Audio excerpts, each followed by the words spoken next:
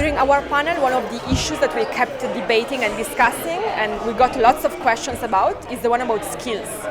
And essentially because I think there's not yet a consensus. There are a lot of people saying that a lot of jobs will disappear, other people mentioning that many jobs will be created. But at the same time, I think we recognize the fact that it's still a challenge because not necessarily the same people who will lose a job will be the ones finding one of the new jobs brought by the AI revolution. And this is why I think there was consensus on this issue. The AI revolution is should be very much on top of the agenda of ministries for education and skills, because we basically need to rethink the skills that we need to prepare populations and citizens for these transformations.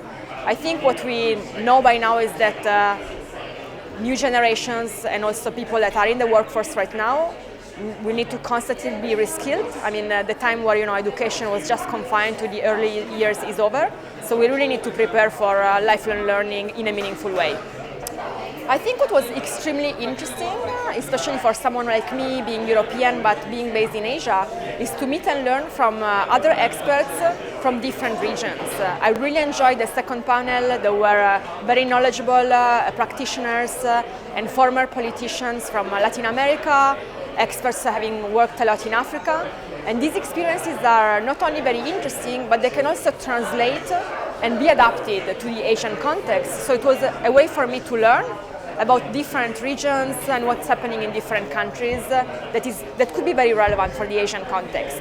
I think what's exciting is that, well, first of all, it's very much on top of the agenda of policymakers basically everywhere around the world, and also very much on top of the agenda of multilateral agencies like mine, because we really need collaboration across countries to make meaningful and impactful regulation.